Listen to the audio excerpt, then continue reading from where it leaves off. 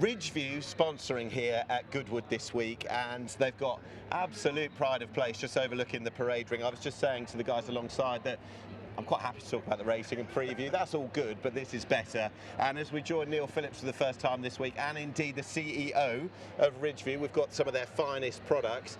Tamara Roberts, who's, well, just down the road, it's fair to say. Yeah. How special is this meeting for you? Oh, it's our, one of the highlights of our year, basically, the partnership with Goodwood, and we're so excited just to see it all come to life.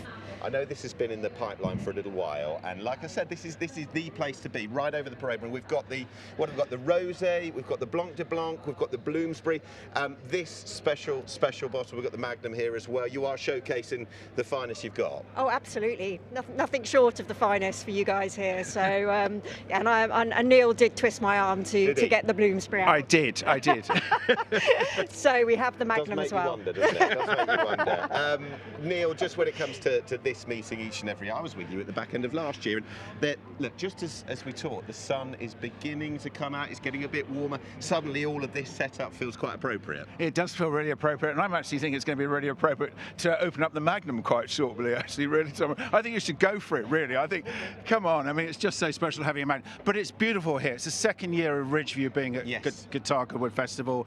Really successful last year. The style of the wines, the lighter style of your wines are great, and that's what really suits the guests coming to Goodwood for me. Did you feel like it's kind of on brand? It is a Sussex-baked product. What, just the far corner, eastern Sussex from here? Just right on the border of East and West Sussex is where the winery is. So yeah, very, very close. Okay, there you go. And I've been there. Yeah, it's great. It doesn't surprise me. How long did you stay? Oh, about 2 days. We couldn't get rid of him. It was lovely. He enjoyed it, and we tasted loads of lovely wines, didn't we? I did actually. It was a great visit, and I highly recommend. Now, look at this, by the way. Just one thing to say as well, while you're pouring there, Tamara, just in terms of Magnums, very low production for you, isn't it? Yeah, we don't make huge numbers of Magnums, and this actually, the Bloomsbury, is probably one of the first set of Bloomsbury Magnums we've made. So mainly due to demand, people are drinking and enjoying the larger formats, and they are the best formats, I think, Magnums for sparkling. And why is that? Just because of in terms of the secondary fermentation, there's just more lees. There's just that whole sort of dimension between the wine and the lees, and the aging on there just seems to improve the wine significantly. Yeah. Because the lees, the sort of dead yeast, that sort of gives you the sort of texture as well, doesn't it? Absolutely, yeah, absolutely. And that's I suppose when you're talking about a traditional method sparkling, that's what it's all about, really, is that lees aging. It's the most important part. Yeah. Tamara, you said earlier, just off camera to me, that this is, 26 years of yourself and Ridgeview. When did it become a sort of an idea that Ridgeview and Goodwood could collaborate? It was 2 years ago. We actually spoke to them, and I think we got to a certain size and scale where we wanted to increase our sort of brand presence, and they were looking for another sponsor of this particular area, and it all came together rather nicely. And what was your association with Goodwood before? Had you been? Yeah, I've been. Oh yes, absolutely. Been to the races, etc., and Festival of Speed, and all the other bits and pieces they do here. I mean, it's a fabulous estate, and they do such amazing events, and very unique. I think. Yes, it is. It is that. It's very traditional. It's quintessentially English. Is it therefore quite a proud thing that you can come here and see this great sort of emblem over the parade ring here? Oh God, absolutely. Yeah. I mean, it's the pinnacle of our year. Just to see all this here. I mean, when I first came here last year and I saw you then last year, Neil, I mean, it was almost took my breath away just to see the presence. And it was so I've just been so excited to see it again this year. Yeah, that's great. I'm getting very excited actually. I keep coming back to actually pouring out the Magnum. But look at it. I mean, Magnums are very special, and as Tamara said, actually demand has grown. People are much more comfortable about drinking Magnums. Nick, how often have you had a Magnum? Solely? Just solely. Last night. It wouldn't necessarily be something that I would gravitate to, but on special occasions, it's with the right people, with the right setup, and right number of people as well, because I didn't want to suggest that it'd just be going to me, but maybe a few times within the last few years. Maybe a few times. Well, here we are, a special time here. And actually, Tamara, for me as well, just colour of this, would this be a bit older than the bottle of Bloomsbury, which we've got in the bucket? It's just a little bit aged for a bit longer. I think the Magnums need a little bit longer on the aging, so yes, it's probably maybe a vintage behind what's in the actual bottle now. Wow. I just can't wait now. Sorry, it's about the third time I've said this, isn't it? I've got to get it. There you go. I'll go last. How about that? Oh wow! I tell you what, that is so creamy. lovely weight, lovely sort of citrus, apples, great acidity as well. Beautiful, isn't it? Actually, I haven't had it for a while, so I'm very, very, very lovely. Even I don't get the magnums open to me for me that often, so.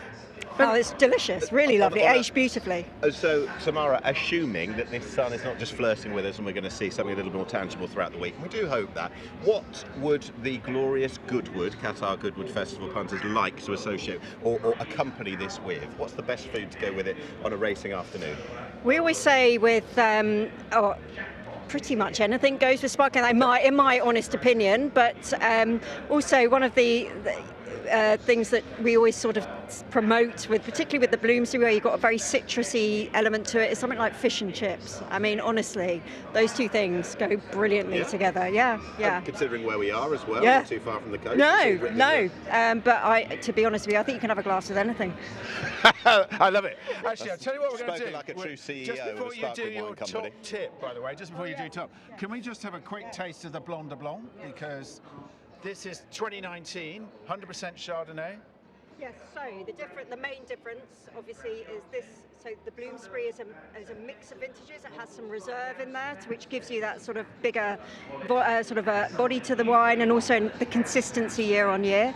Whereas the Blanc de Blanc actually is a vintage from 2019, so all from that harvest, but also from our oldest vineyards, which is right outside the original winemaking estate, and so has been around for 30 years, the vines. Oh, it's so good. I wanted to, and I've asked this here, but to of course different makers of English sparkling wine. But in your experience of it, why now? Why are we seeing this? And it has been over the last few years, this explosion, this real popularity, the demand for it.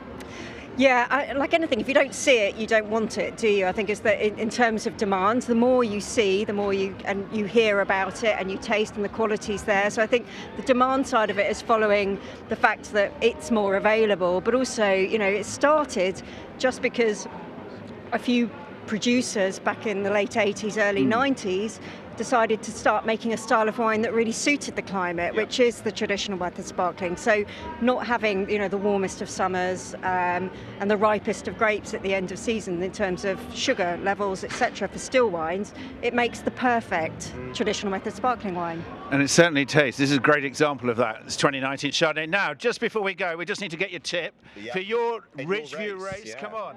I know. So someone very informed told me that one of the that to go for Sapphire running in that race, but it does seem quite an open race. If I'm honest, when I was looking, I did have a look. I have to say, I did have a look myself. But Sapphire, I think, it sounds like a really good tip.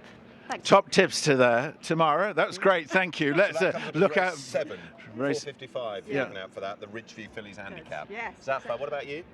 Oh, I'm going for the same horse. I just think a really great chance. I think a really good each way selection, about 11 to 1. I just wanted to whittle down who the great tipster was, but you've identified yourself. There you go. Well, I decided to do that deliberately. All right. Right.